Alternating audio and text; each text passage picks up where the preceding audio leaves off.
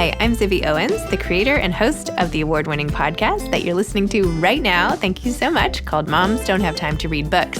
It is a daily podcast, 365 days a year, and each day we talk to an author about all of the things related to their career, their book, their life, and more in 30 minutes or less, because who has time? I am now an author myself, although I wasn't when I started this podcast, and you can get my new memoir, Bookends, a memoir of love, loss, and literature, wherever books are sold starting July 1st, and my children's book, Princess Charming. You can learn more about me at zibbyowens.com, but really you're here to learn more about the authors, and that is what we're going to do. Also, be sure to check out all the other podcasts in the Zcast Podcast Network. You can learn more at zcastnetwork.com and definitely check out those shows as well. I hope you'll all check out the all-new Zibby Mag, Zibby-Mag, the literary lifestyle destination with essays, book news, a lit lifestyle feature, and even some classes. Check it out, zibbymag.com. Tamera Mowry-Housley is the author of You Should Sit Down for This, a memoir about life, wine, and cookies. Tamera is an Emmy Award-winning host, actress, producer, and entrepreneur who has captivated audiences for over 20 years. Tamera started her career in Hollywood on the hit show Sister Sister, which earned her an NAACP Image Award for Outstanding Actress in a Comedy Series. As an adult, Tamera co-hosted the groundbreaking and Emmy-winning talk show The Real for 6 seasons. Together, the ladies won the Outstanding Entertainment Talk Show Host Emmy at the 45th Daytime Emmy Awards. Tamera can also be seen on Hulu's baking competition series Baker's Dozen, HGTV's design competition show Table Wars, and in Hallmark's holiday film The Santa Stakeout. Most recently, Tamera is set to star in Hallmark Channel's Girlfriendship, which is out now. Up next, Tamera will host Amazon Prime Video's upcoming unscripted series, Dr. Seuss Baking Challenge, premiering this winter. Tamera lives in Napa Valley with her husband and 2 children, where she oversees Century Oak Winery and their own celebrated tasting room in downtown Napa. They also recently opened their own coffee house and coffee line called Barnhouse Napa Brews. Welcome, Tamera, for coming on Moms Don't Have Time to Read Books to discuss You Should Sit Down for This. Thank you for having me. And I love the title of your podcast. I realized that with my first. I was like, right? I have 4 kids, and I was like, the only way I'm going to be able to read is to make this my job. So there you go. Wow. 4. Congratulations. Thank you. Thanks so much. Well, congratulations to you on your book. So exciting. Oh, I'm so excited. I'm nervous. It's funny because once you finish and it's printed and it's going to be out there pretty soon, that's when I'm like, oh my gosh, it's it. That's it. Yeah. It's out there. No turning back now, Tamera, but I am very proud. Very proud of it. You should be. It's really wonderful. And it's such an it's probably the most inviting memoir I've ever read, because you're literally like welcoming us in, giving us our tea. Like, I feel like you made me cookies, even though you didn't. You say you're a hugger. I just felt so welcome. I felt like you totally laid out the welcome mat for me, and I am like ready to settle in and go on the ride with you. That's how my gosh, that makes me feel so good, because that was my goal from the beginning. I never wanted to feel like I'm preaching at somebody or talking at somebody. I always wanted to be a collective, a collective thing. And that was my number one goal when writing the book. So there you go. Thank you. A+. Yay! It was great. And everything you did, even with the structure of the book, furthered that message, how you have different courses and you're like, now here we are, we're going on to this course and come along. Anyway. Yes. Thank you. Thank you very, very, very much. When I was, writing the book, I wanted to make sure, and I always talked with my husband as well. He's like my life coach. And I really wanted, to kind of figure out what the chapters were going to be. When you write a book, it's just kind of just writing things. And then it naturally finds this organic like structure of it all. And what I found was the Tamera-isms. Like, I noticed that I always would spit out these kind of, words of wisdom, my advice. I'm a sharer, I like to say. Whenever I experience something and I've learned something, I always want to share it. I don't want to keep it. inside. So thank you, because that was another thing. I wanted to make sure that the structure of it naturally kind of just happened. I didn't want to, force it, because I was going to start, the book with me just ending the reel. And then that just didn't feel right. So the moment, we just got all those words out, I was like, ooh, no, let's start from here. And then it naturally just found its way. And I couldn't be happier. Well, that's like the best feeling when you figure out how to get into the book and how you're welcoming everybody else. I also share your obsession with chocolate chip cookies. I have tried, I think, every cookie bakery under the sun. I am a soft cook. I'm a soft. You have to have it soft. Yeah. That's me. Yeah. And you know the trick, right? Do you know the trick in making it soft? Because I've made it all different types of ways. What is your trick? Taking it out early? No, actually. That's what I do. It is making sure that you melt your butter correctly. Make sure you do not overbeat your eggs with your wet ingredients, and making sure you do not overbake it or have too much flour. So you want to spoon in your flour. No cup. You just want to make sure you take a lot off. Anyways. Yes, I'm going to spoon in my flour, and I will make sure. I still think you should take it out a little early, because then it's almost cookie doughy, and then it's still true. Soft. So that's my secret. And extra chips. Okay, but back to your book. Yes. Why did you decide to write a book? And how, when you were doing, all the words were coming out, as you said, how did you decide what you wanted to share with the world? And what was it about this experience that you wanted to make sure people knew? I was actually thinking about writing a book when I was on the reel.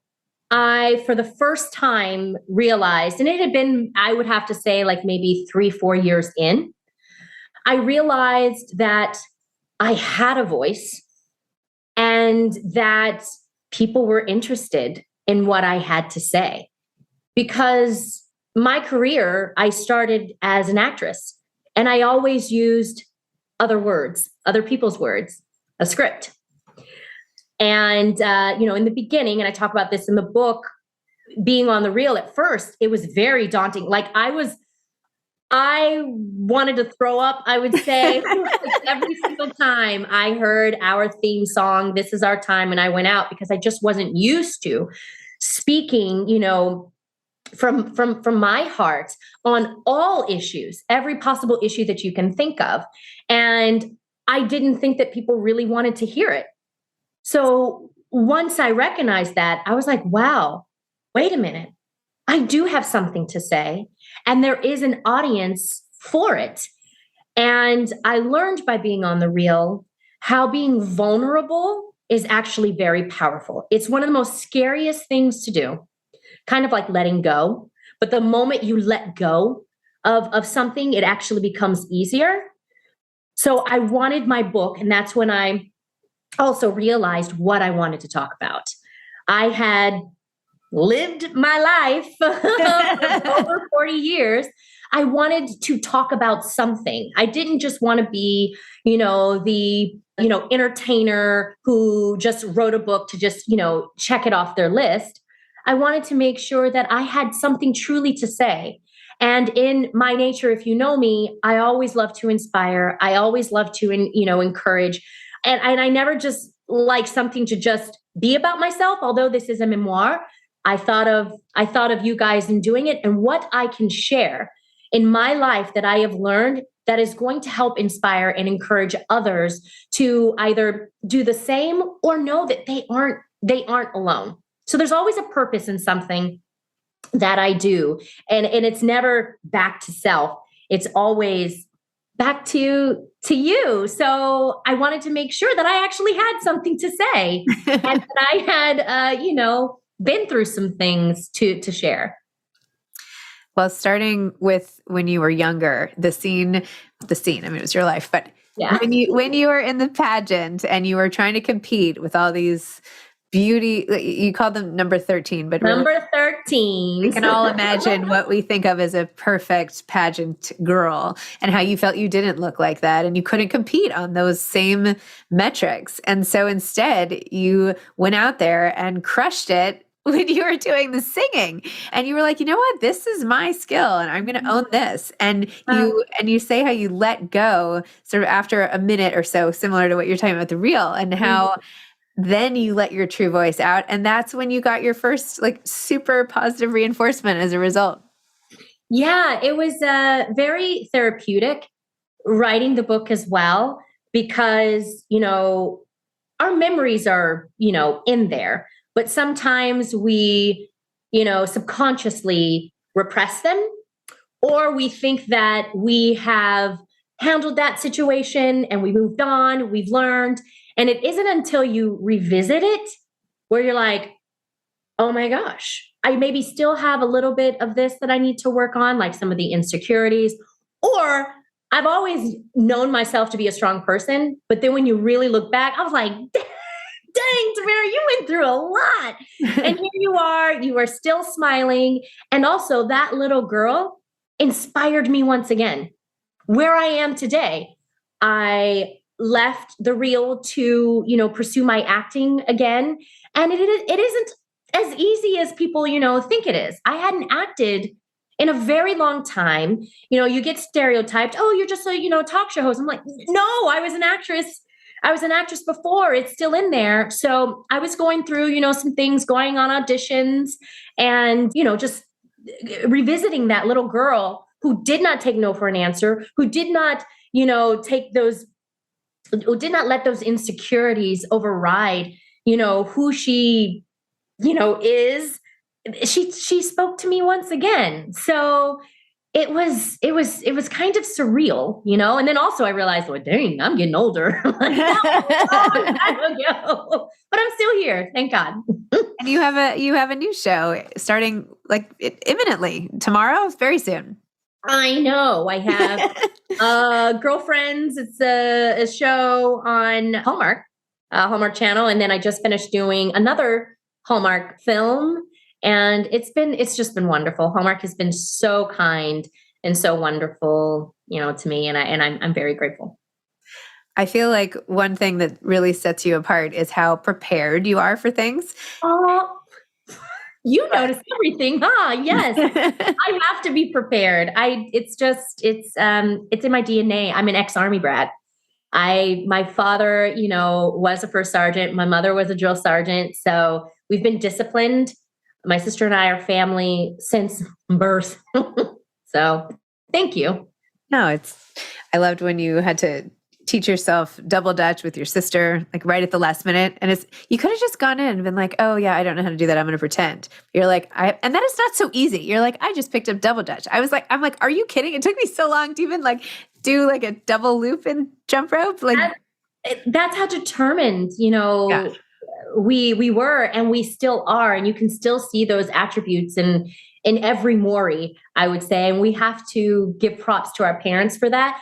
And I remember walking up to that school, looking through, the gate, being like, hey, oh, yeah.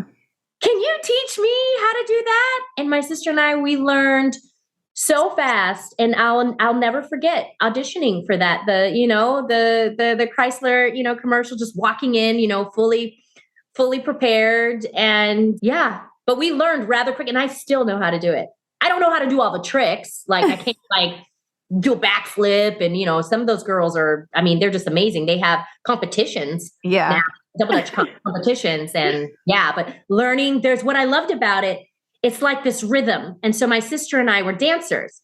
So once you got the rhythm, boom, boom, boom, boom, and you'll see them, do this before they go in. And then also it's kind of like in life too. You kind of have to see, get the rhythm of it. And then you just have to take it. You just have to go in. Otherwise you're going to miss your chance. And then that's when you'll get hit by the rope.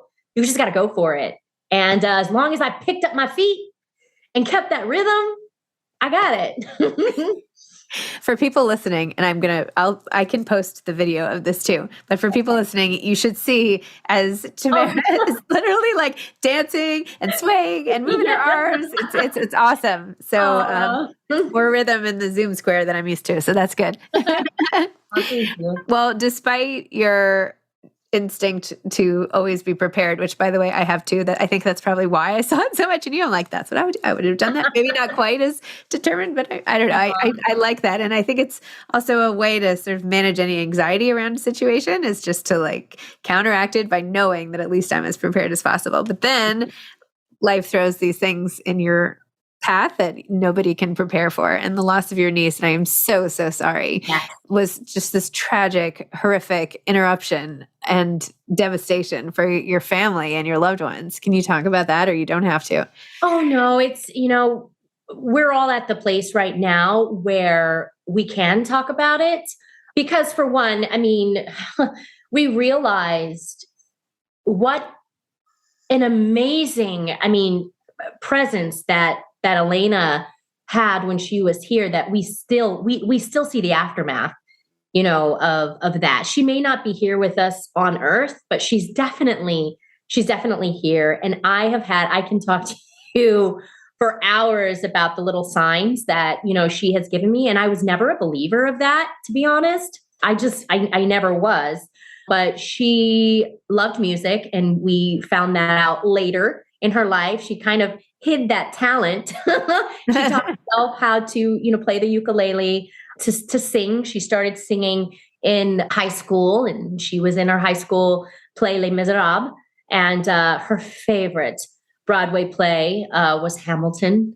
But that's how she speaks to me. She speaks to me through music. We had, these special songs that we loved. And when I was flying back and forth, which I talk about in my book, how I would just have so much anxiety, we would listen to this song. It was Oceans by Hillsong. And I would say we, because I would talk to her. I'd be like, hey girl, hey, I know you're with me on this flight. Let's go, let's fly. And I remember when I did my Hallmark film and I was feeling a little nervous, my assistant was playing her playlist, and you'll never believe what song came on. That song wasn't even in her playlist. So it's just things like that where I'm like, wait a minute. And she was a huge Hallmark fan. So it's just those type of things. But I thought it was important to kind of it was my letter to her, because I never got to say goodbye. And, oh God. Oh, sorry. Oh, no, it's okay. It taught me, and I talk about this. My therapist was like, what did she teach you? And I'm like, out of her, death. I don't feel good right now. I don't, what do you mean? She taught me the importance of living life, no matter what. No matter what. So always tell your loved ones you love them. There may be times where, your dad or your mom will call you at, a time when you're busy. No, pick up the phone and say hello, just for a moment. All you have to do is, hey, I'm really busy. Can I call you back? Can you call me back? And that experience of her, I was supposed to go and see her at school and my son's birthday party. That was like our last text. I'll see you soon. And I was busy and I wanted to go and visit her, but we said, I love you. She said, I love you. And I said, I love you too. So it was my letter to her, just to let her know how much I love, I love her, and how much, she made an impact, on my life. And I've known her ever since she was 5, and she passed away at 18. And we were close, she was my niece by marriage, but we were girly girls together, and we talk about boys, and she was such a kind and loving person. And I had to just talk about her. I had to. But yeah, turquoise was her favorite color, which is why my book, The Turquoise, is is the color of the title, and pink and purple are my sister and I's favorite colors together, and also my daughter. So that's a little insight of why I chose those colors for the cover of the book. I'm really sorry that you lost her. It's the pain of losing someone does not go away. It never, you don't move on, you move forward. And it was only 3 years ago. I know. I'm so sorry. And it was in a shooting for people listening. Yeah. It was The Thousand Oaks bar, but not having that sense of closure and being able to say goodbye. And I'm so sorry.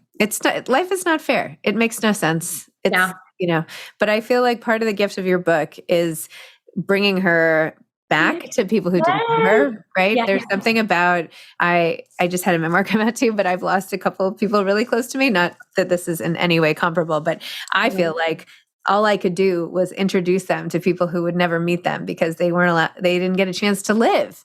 And so if I could write a few pages and talk about something funny they said or who they were, that's all I can really give to them aside from continuing to. And that was my number one thing with my children, because she loved my children. And I said, because I talk to her still like she's here. And I say, well, one thing I'm going to do, Alaina, is make sure that I'm going to keep your memory alive in my children's life.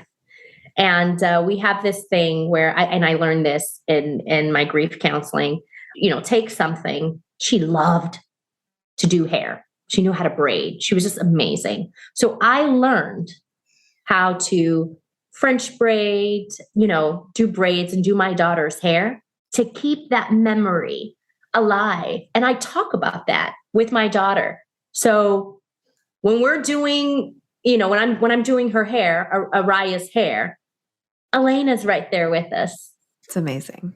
And now she's with me. Now she's the people listening. It's amazing what you can do with books. And I totally believe in science, 100%. I'm a believer now because, like I said, I could talk to you for hours. She has done it so many times where you're just like, no way. I mean, my first Hallmark film, the colors of the Christmas trees was turquoise and silver. Christmas is red and green. And I was like, okay, you're here.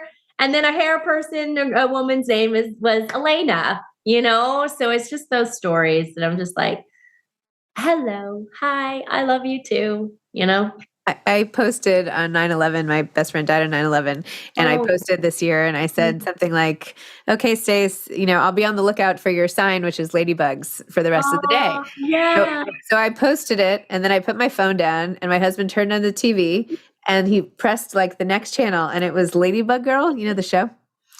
And I was like, how else would she have gotten into this? We were in a hotel in Toronto. Anyway, I'm there she, and I was like, I can't believe it. Yeah. And so it just makes you, and that's why I was saying we can talk about it now because all of us have, experienced this and, it gave us more just peace about it. So. How do you feel about having to deal with grief and also being a public figure? I mean, grief, breakups, it's challenging. I will say what has helped me in a very odd way is that I know nothing different. I've been in the business for so long. So it's kind of like my right arm now. Mm-hmm. And I have learned, I feel like I've been able to navigate Hollywood quite well with the balance, keeping this private, although I know things will, get out. But at the same time, if they do, use it for good, So I talk about the importance of, gun control. I talk about the importance of people grieve differently. Mm-hmm. We don't ever move on, but we move forward. So I've learned to use my platform, no matter what comes my way, in a very positive way. So I like to ricochet, just kind of, okay, if that's turn my lemons into lemonade, kind of a thing. I've learned to navigate and work with it. Good for you.